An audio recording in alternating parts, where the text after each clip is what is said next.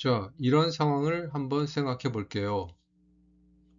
왜 아무도 말을 안 할까요? 회의인데, 다들 알고 있는 것 같은데, 아무도 먼저 말을 안 합니다. 이상하죠? 아는 사람이 말하면 되잖아. 왜 이렇게 조용하지? 안녕하십니까, 썸쌤입니다. 그런데 한국에서는 이게 아주 자연스러운 상황입니다. 왜냐하면 사람들은 지금 눈치를 보고 있기 때문이에요. 이런 상황, 한국에서는 굉장히 자주 있어요. 왜냐하면 한국에서는 말하지 않아도 알아야 하는 순간이 많기 때문이에요. 예를 들어, 누군가 먼저 말해야 할 것 같은데 분위기가 조금 어색할 때, 그럴 때 사람들은 직접 말하기보다 서로의 눈치를 보면서 행동합니다. 그래서 많은 사람들이 이렇게 생각해요. 왜 말을 안 하지? 특히 한국 문화에 익숙하지 않으면 더 답답하게 느껴질 수 있어요. 그런데 한국에서는 직접적으로 말하지 않는 문화가 있습니다. 즉, 바로 말하기보다 상황과 분위기를 먼저 보고 간접적으로 표현하는 경우가 많아요. 그런데 중요한 건 무엇을 말하느냐가 아닙니다. 분위기예요. 한국에서는 말 자체보다 분위기가 어떤지가 더 중요합니다. 그래서 사람들은 말을 하기 전에 먼저 분위기를 읽어요. 이게 바로 눈치입니다. 그럼 먼저 눈치가 무엇인지부터 볼게요. 눈치는 상황을 읽는 능력입니다. 여기서 중요한 건 단순히 보는 게 아니라 사람들의 분위기, 표정, 반응을 함께 이해하는 거예요. 그래서 눈치는 말하지 않아도 상황을 이해하는 힘이라고 생각하시면 됩니다. 조금 더 구체적으로 볼게요. 눈치는 분위기를 읽는 능력입니다. 그럼 분위기는 어떻게 알까요? 사람들의 표정, 말하는 방식, 전체 분위기, 이 세 가지를 보고 지금 어떤 상황인지 판단하는 거예요. 그래서 눈치는 단순히 듣는 게 아니라 보고, 느끼고, 판단하는 능력입니다. 이런 경험 한 번쯤 있지 않아요? 예를 들어, 아무도 말을 안 해서 좀 불편했던 순간, 또는 내가 말해야 하나 고민했던 순간, 이런 상황이 바로 눈치가 필요한 순간이에요. 그럼 왜 눈치가 중요할까요? 첫 번째는 관계가 어색해지지 않기 위해서예요. 한국에서는 분위기를 잘 못 맞추면 관계가 조금 불편해질 수 있어요. 두 번째는 불편한 순간을 만들지 않기 위해서예요. 아무도 말 안 하는데 혼자 너무 많이 말하거나 반대로 말해야 할 때 안 하면 분위기가 어색해질 수 있어요. 마지막으로 분위기를 자연스럽게 맞추기 위해서입니다.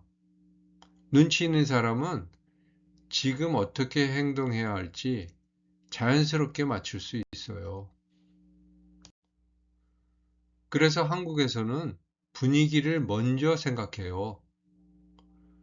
무엇을 말할지보다 지금 말해도 괜찮은 분위기인지, 이 말을 하면 분위기가 깨지지 않는지, 이걸 먼저 봅니다. 그래서 개인보다 전체 분위기가 더 중요해요.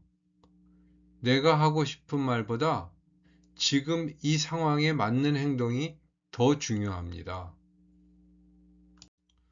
이제 한 가지 중요한 차이를 볼게요. 한국과 서양은 말하는 방식이 완전히 다릅니다. 같은 상황에서도 어떻게 말하는지, 언제 말하는지 접근 방식 자체가 달라요. 그래서 한국에서는 자연스러운 행동이 다른 문화에서는 조금 이상하게 느껴질 수도 있습니다. 이제 한국의 소통 방식을 세 가지로 정리해 볼게요.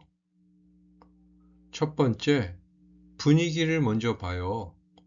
말하기 전에 지금 분위기가 어떤지, 사람들이 어떤 상태인지 먼저 파악하는 것이 중요합니다. 두 번째로는 돌려서 말해요. 한국에서는 직접적으로 말하기보다 조금 더 부드럽게, 간접적으로 표현하는 경우가 많아요. 세 번째로는 반응이 중요해요. 듣고 있는 사람의 반응, 표정, 이런 것들이 어떤지 계속 살펴야 합니다. 이 세 가지가 한국의 소통 방식의 핵심이에요. 이번에는 반대로 서양의 소통 방식을 볼게요. 구조가 완전히 다릅니다. 첫 번째, 먼저 말해요. 생각이 있으면 바로 말하는 것이 자연스러워요. 두 번째로는 직접적으로 표현해요. 돌려서 말하기보다 정확하고 명확하게 말하는 것을 더 중요하게 생각합니다. 그리고 세 번째로는 내용이 중요해요. 무엇을 말하는지 논리와 내용이 더 중요합니다. 그래서 서양에서는 분위기보다 메시지가 더 중심이 됩니다. 그래서 한국에서는 말하지 않아도 알아야 하는 상황이 많고, 서양에서는 말하지 않으면 모르는 경우가 많아요. 이제 이 차이를 한번 볼게요. 같은 상황인데요. 한국 사람은 이렇게 생각합니다. 왜 저렇게 직설적이지? 반대로 서양 사람은 이렇게 생각해요. 왜 말 안 하지? 재미있는 건요. 둘 다 서로를 이상하게 느낀다는 거예요. 그런데 사실은 누가 맞고 틀린 문제가 아니라 기준이 다른 거예요. 자, 이제 실제 상황을 한번 볼게요. 회식 자리입니다. 여러 사람이 같이 앉아 있는데요. 모두 조용해요. 조금 어색한 분위기죠? 이럴 때 여러분이라면 어떻게 할 것 같아요? 그냥 기다릴까요? 아니면 먼저 말을 할까요? 누군가 먼저 말해야 하나? 이런 생각해 본 적 있죠? 바로 이런 순간에 눈치가 필요합니다. 한국에서는 이런 상황에서 아무도 먼저 말하지 않는 경우도 많아요. 왜냐하면 다른 사람의 반응을 먼저 보기 때문이에요. 자, 이 상황에서 눈치 없는 행동을 한번 볼게요. 한 사람만 계속 먹고 있어요.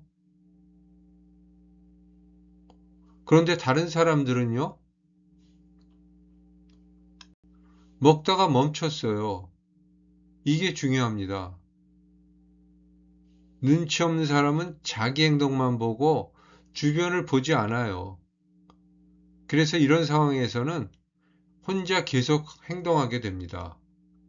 다른 사람들은요. 그래서 한국에서는 이런 행동이 조금 어색하게 느껴질 수 있어요. 그래서 이런 행동이 나오면 분위기가 이상해져요.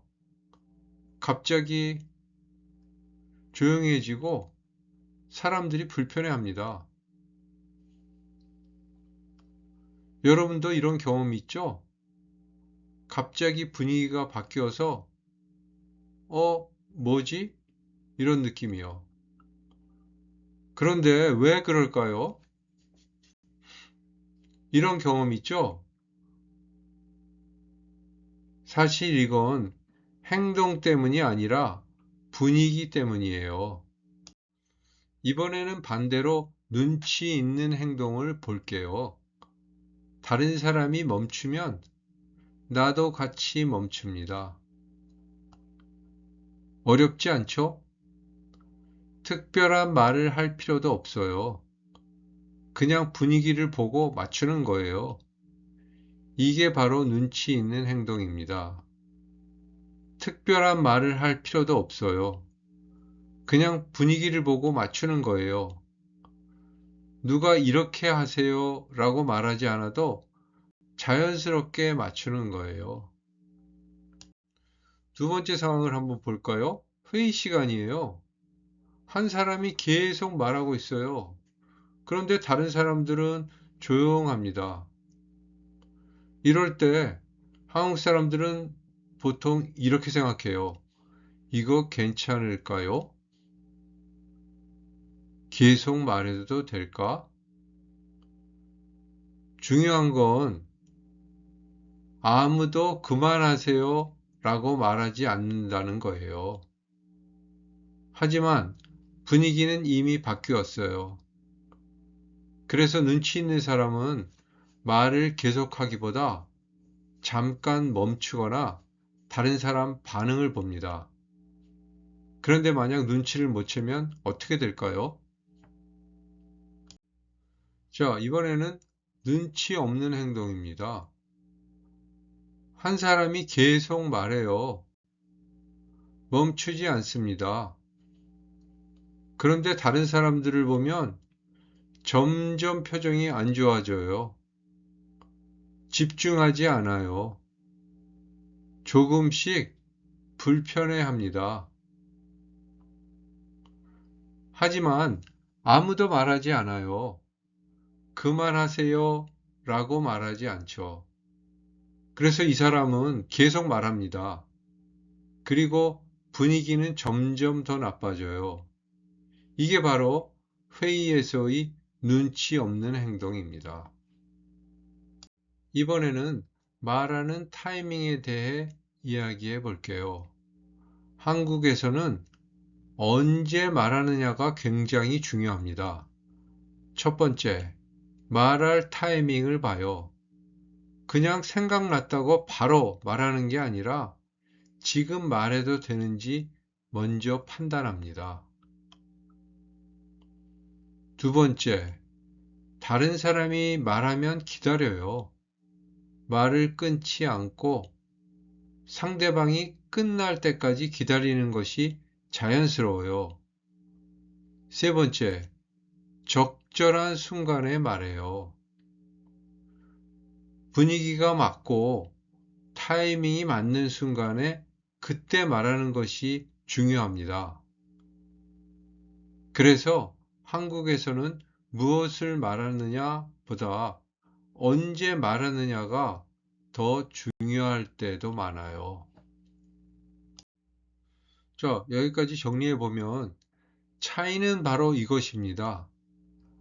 타이밍, 반응, 분위기, 이 세 가지가 바로 눈치입니다. 그럼 실제 상황에서는 이 차이가 어떻게 보일까요? 눈치 없는 사람과 눈치 있는 사람의 차이. 여러 가지가 있을 것 같지만 사실은 단 하나입니다. 단 하나의 차이. 바로 타이밍입니다. 언제 말하느냐, 언제 멈추느냐. 이게 바로 눈치의 핵심이에요. 이 차이가 왜 중요할까요? 사실 이건 어느 나라에서든 중요할 거예요. 그렇지만 한국에서는 특히 더 중요합니다. 왜냐하면 한국은 분위기와 관계를 굉장히 중요하게 생각하는 문화이기 때문이에요.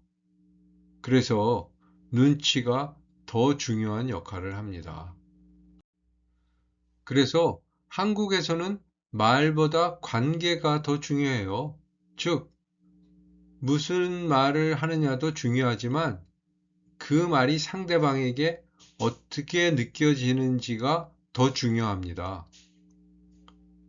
그래서 한국 사람들은 말을 하기 전에 분위기를 생각해요. 지금 말해도 괜찮을까? 상대방이 불편하지 않을까? 이걸 먼저 고민합니다. 오늘 배운 내용을 한번 정리해 볼게요. 눈치는 단순한 능력이 아닙니다. 눈치 있다, 똑똑하다의 의미가 아니죠. 눈치는 상대를 불편하게 하지 않기 위한 하나의 방법입니다. 즉, 상대를 배려하는 방식이에요. 그래서 눈치가 있다는 것은 상대를 잘 이해하고 잘 배려할 수 있다는 의미입니다. 눈치는 사람을 더 편하게 만드는 힘이에요. 한국의 소통 방식의 핵심은 세 가지 흐름으로 이해할 수 있습니다. 간접, 눈치, 반응 이런 순서죠. 먼저 간접적으로 말하고 그 다음 상대방의 눈치를 보고 그다음 마지막으로 그 상황에 맞게 반응합니다. 이 세 가지가 자연스럽게 연결되면서 한국식 소통이 이루어집니다. 그래서 한국에서는 말을 잘하는 것보다 상황을 잘 읽는 것이 더 중요할 때가 많아요. 자, 오늘은 한국의 소통 문화, 눈치에 대해 함께 알아봤습니다. 여러분 나라에도 이런 눈치 같은 문화가 있나요? 있다면 어떤 상황에서 그런지 댓글로 공유해 주세요. 여러분의 이야기도 정말 궁금합니다. 오늘 여기까지 하겠습니다. 봄이에요. 봄에는 음식이 조금 달라집니다. 겨울이 끝나고 몸을 깨우는 음식들을 많이 먹어요. 대표적으로 냉이국, 달래무침, 쑥떡, 봄나물 비빔밥이 있습니다. 이런 음식들은 공통적으로 향이 강하고 몸을 가볍게 해주는 특징이 있어요. 그래서 봄에는 따뜻한 느낌의 음식을 많이 먹습니다. 이 중에 먹어본 음식이 있어요? 여러분 나라에도 봄 음식이 있어요? 봄에 왜 이런 음식을 먹을까요? 다음 시간에 만나요.